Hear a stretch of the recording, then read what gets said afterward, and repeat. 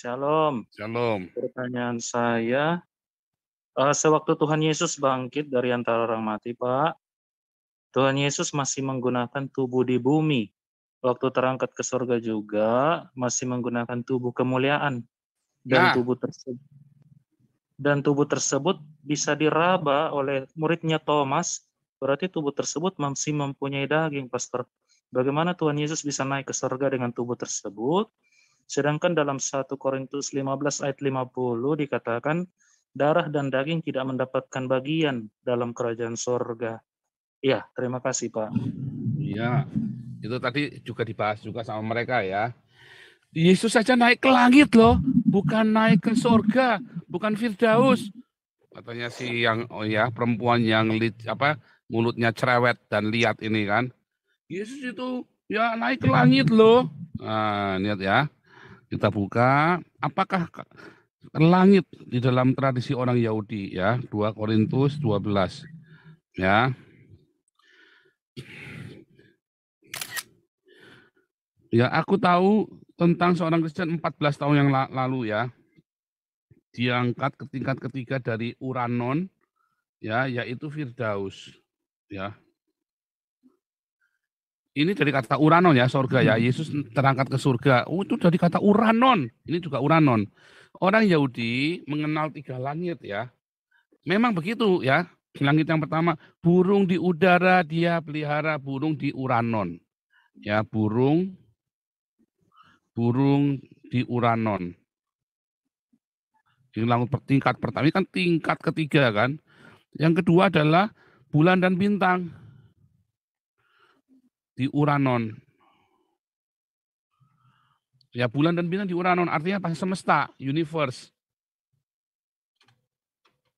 Nah, nanti kita ke arah sana tadi ya, tubuh kemuliaan, tubuh kebangkitan ya. Lalu yang ketiga, langit itu adalah tempat tahta Allah, yaitu tingkat yang ketiga, yaitu Yesaya 66 ayat 1. Langit adalah tahtaku, Uranon adalah tahta Allah. Nah, ini yang dimaksud adalah ini tadi tingkat yang ketiga. Memang begitu. Kalau tanya orang Yahudi manapun jawabnya begini. Ya. Makanya tadi ada burung di Uranon, ada bulan dan bintang di Uranon, ada tahta Allah di Uranon. Bumi adalah tumpuan kakiku. Ya, langit adalah tahtaku, bumi adalah tumpuan kakiku. Nah, Urannya adalah di mana Allah bertata. Ya, itu Firdaus tadi. Ya, paradiso. Memang bahasanya begitu. Tanya memang begitu. Ya. Begitu ya. Ini jawaban yang kemarin ya, si Esra Soru nggak bisa jawab itu ya. Jadi waktu Yesus terangkat naik ke Uranon, ya, dia melewati Uranon, segala Uranon. Ya, dia pergi ke Uranon, tempat di mana Allah bertahta. Taunya di mana? Itu tadi, aku melihat di sorga ada tahta Allah dan tahta anak domba. Ya, itu yang dimaksud begitu, ya. Aku melihat di sorga. Wahyu berapa? Wahyu 4 ya.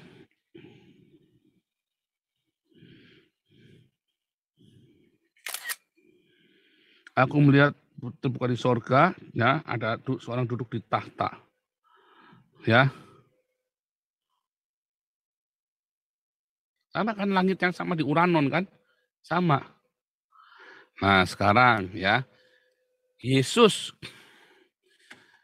waktu dibangkitkan itu menggunakan tubuh kemuliaan. Itulah tubuh yang akan kita gunakan di hari kebangkitan. Yesus, kalau kita percaya Yesus, tubuh kita akan dibangkitkan.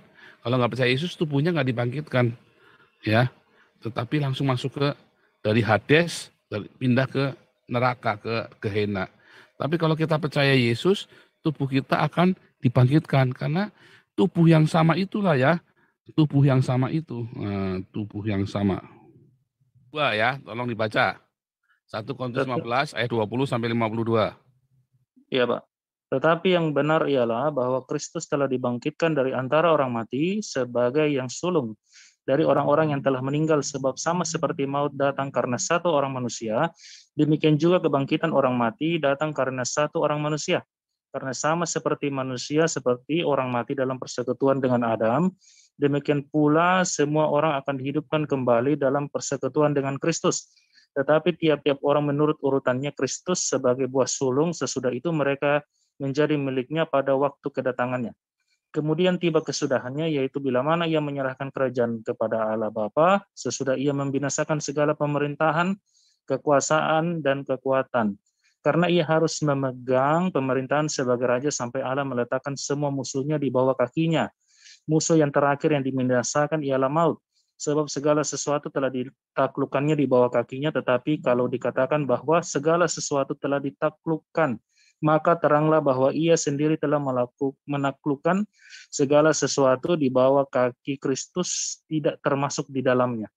Tetapi kalau segala sesuatu telah ditaklukkan di bawah Kristus, maka ia sendiri sebagai anak akan menaklukkan dirinya di bawah Dia yang telah menaklukkan segala sesuatu di bawahnya, supaya Allah menjadi semua di dalam semua. Jika tidak demikian, apakah faedahnya perbuatan orang-orang yang dibaptis bagi orang mati? Kalau orang mati sama sekali tidak dibangkitkan, mengapa mereka mau dibaptis sebagai orang-orang yang telah meninggal? Dan kami juga, mengapakah kami setiap saat membawa diri kami ke dalam bahaya? Saudara-saudara, setiap hari aku berhadapan dengan maut. Demi kebanggaanku akan kamu dalam Kristus Yesus Tuhan kita, aku katakan bahwa hal ini benar kalau hanya berdasarkan pertimbangan-pertimbangan manusia saja. Aku telah berjuang melawan binatang buas di Efesus. Apakah gunanya hal itu bagiku? Jika orang mati tidak dibangkitkan, maka marilah kita makan dan minum, sebab besok kita mati.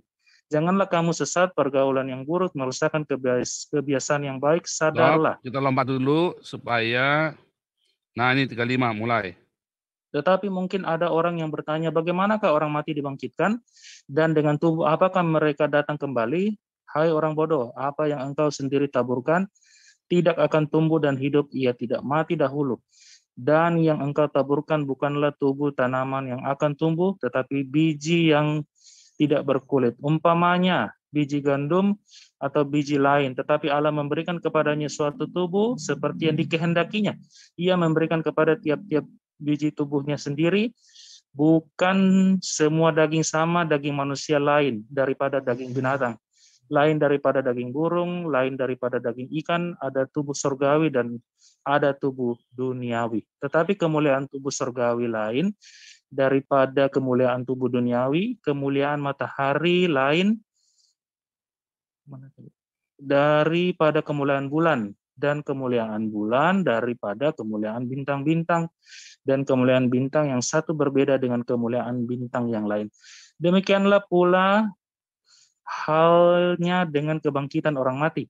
Ditaburkan dalam kebinasaan, dibangkitkan dalam ketidakbinasaan, ditaburkan dalam kehinaan, dibangkitkan dalam kemuliaan, ditaburkan dalam kelemahan, dibangkitkan dalam kekuatan.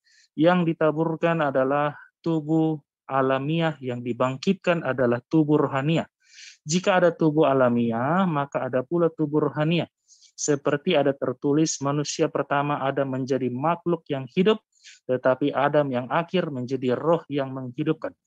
Tetapi yang mula-mula datang bukanlah yang rohania, tetapi yang alamiah. Kemudian barulah datang yang rohania.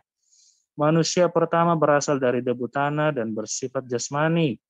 Manusia kedua berasal dari sorga, makhluk-makhluk alamiah sama dengan dia yang berasal dari debu tanah, dan makhluk-makhluk surgawi sama dengan dia yang berasal dari sorga. Sama seperti kita telah memakai rupa dari yang alamiah, demikian pula kita akan memakai rupa dari yang sorgawi. Saudara-saudara, inilah yang hendak kukatakan kepadamu, yaitu bahwa daging dan darah tidak mendapat bagian dalam kerajaan Allah, dan Bapa yang ulang Pak, kerajaan 50, mulai 50 ulangi. Saudara-saudara, inilah yang hendak kukatakan kepadamu, yaitu bahwa daging dan darah tidak mendapat bagian dalam kerajaan Allah, dan bahwa yang binasa tidak mendapatkan bagian dalam apa yang tidak binasa. Sesungguhnya aku menyatakan kepadamu suatu rahasia, kita tidak akan mati semuanya, tetapi kita akan diubah dalam sekejap mata pada waktu bunyi nafiri yang terakhir. Sebab nafiri akan berbunyi dan orang-orang mati akan dibangkitkan dalam keadaan tidak dapat binasa, dan kita semua akan diubah. Karena kita dapat binasa, ini harus mengenakan yang tidak dapat binasa. Ya, stop. Dan, Itu ya. Jadi tubuh kita nanti sama seperti tubuh Kristus. Yesus itu waktu belum dibangkitkan, ya.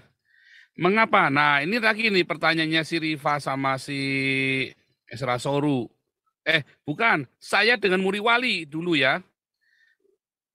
Saya berkata saya Elohim, marah dia ya. Loh, emang kenapa kalau saya Elohim? Kalau gitu kamu sama dengan Yesus dong. Loh, Yesus lebih besar. Yesus lebih besar. Mengapa? Karena Yesus hari ini kalau dia ada di Yerusalem, dia ada di surga. Dia di waktu yang sama ada di Jakarta, di waktu yang sama ada di Jerman. Itu Yesus yang sama. Karena ia maha besar, ia ada di mana-mana, omnipresent, maha hadir. Makanya saya berkata, Yesus lebih besar dari saya. Sama waktu Yesus ada di dunia ini 33 tahun. Waktu Yesus 33 tahun di muka bumi ini, ya dia berkata, Bapakku lebih besar dari aku. Karena waktu Yesus di Yerusalem, di waktu yang sama ya nggak ada di Alexandria, nggak ada di mana-mana. Ya, Yesus yang nggak omnipresent, ya cuma di situ. Sedangkan Bapa yaitu roh yang di dalamnya El ya. Yang namanya Bapa itu El ya, bukan Elohim ya. El itu Bapa. Selalu deh konsisten. Alkitab itu konsisten, ingat-ingat, konsisten. Nggak ada Bapa Elohim, Bapa Yahweh itu nggak ada. Itu makanya itu orang pada ngasih bikin istilah-istilah sendiri. Duinatur, Trinitas, Oneness. Akhirnya pada keder sendiri karena Anda bikin istilah yang nggak ada di Alkitab. Nggak usah bikin istilah sendiri, orang jadi tambah bingung, nggak tambah ngerti, tambah bingung. Yesus maha hadir, omnipresent itu artinya maha hadir. Ya, Jehovah Shammah itu ya. Hari ini ya, Yesus itu Jehovah Shammah, makanya ia lebih besar dari saya. Karena ia menggunakan tubuh kemuliaan. Ia bisa makan ikan, bisa makan roti, tetapi ia bisa menembus tembok ketika dia datang pada Thomas. Ya kan, dia tetap tunjukkan lukanya karena itu menjadi penanda bagi dia. Ya kan? Dia bisa tunjukkan lukanya. Dia bisa menembus ruang dengan waktu, udah nggak dibatasi kronos lagi. Nah, demikian juga dengan tubuh kemuliaan kita. Ya, nanti kalau kita dibangkitkan ada tubuh jasmania, ya pneumatikon soma itu tubuh rohania, ada yang namanya fisikon ya. Bukan namanya tubuh jasmania itu natural ya, tubuh natural ya. Ada tubuh rohania, yaitu yang seperti Tuhan Yesus. Nanti kita akan mengenakan itu. Makanya dengan tubuh itu, dengan tubuh kemuliaan itu, kita bisa nanti naik ke surga. Yesus itu naik ke surga dengan tubuh kemuliaan itu. Makanya disebutkan ialah yang pertama kali dibangkitkan, yang sulung. Penanda untuk sebagai pertanda. Nah kalau gitu kenapa harus mati dulu? Lah itu memang sudah syarat. Makanya harus jadi manusia. Nah lalu kan pertanyaan, makanya ia dijadikan sebagai Tuhan. Tetapi sebelumnya Yesus adalah Tuhan. Hanya begitu Yesus itu benar-benar taat sampai mati di kayu salib, Allah menjadikannya Tuhan, segala Tuhan. Semua ya. Supaya bertekuk lutut segala bangsa. Ya, memanggil Yesus adalah Tuannya. Karena tadinya Yesus itu hanya dia sebagai Tuhan yang dikirim dari sorga. Tetapi Yesus menjadi Tuhan, segala Tuhan bagi kita semua. Dengan kematiannya itu menjadi pertanda. Di darahnya adalah untuk semua orang di seluruh dunia. Bukan hanya bagi Israel saja. Begitu. Jadi Tuhan itu jawabannya yang Esra Soru. Kemarin siapa ya? Yang nanya itu ya, Esra Soru ya, sama Riva juga itu ya. Itu begitu ya, itu begitu jelas, begitu gamblang gitu loh. Nah makanya balik lagi tubuh kemuliaan dengan tubuh kebangkitan itu beda. Jadi tetap bisa makan, tetapi bukan karena butuh makan. Ya seperti ingat Abraham waktu Kejadian 18 didatengin kan Abraham kan, didatengin, mana ada alam jadi manusia, ada Kejadian 18. Ya Yehova datang satu Yehova yang dua malaikat. Maka yang Yehova berdiri di Kejadian 19 yang ngomong-ngomong sama Abraham, malaikatnya yang dua pergi ke Sodom dan Gomora, pergi kepada Lot. Itu namanya antropomorfisme, ya. Kejadian 18 ini. Bisa makan? Bisa. Ya. Ini ya. Ini adalah antropomorfisme. Yang mana tadi?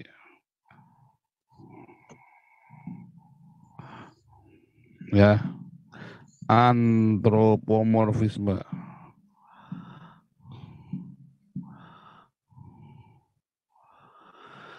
Bentuk manusia dari Yehova.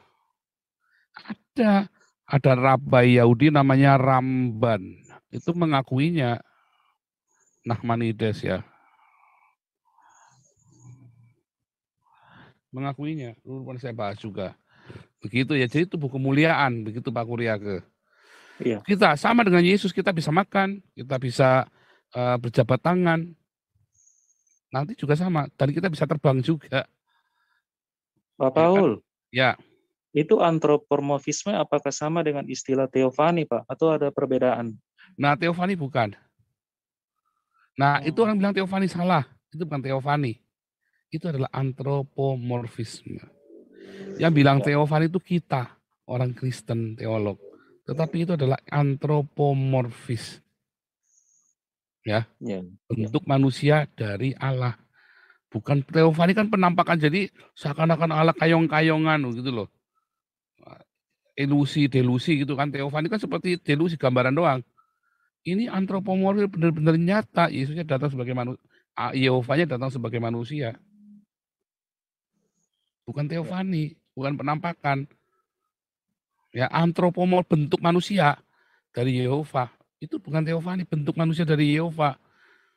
Itu yang bilang orang Yahudi, rabai Yahudi yang terkenal, Nachmanides. Ya. Jadi bukan kayong seperti orang Islam bilang ya, kayong-kayongan begitu, bukan. Gitu ya.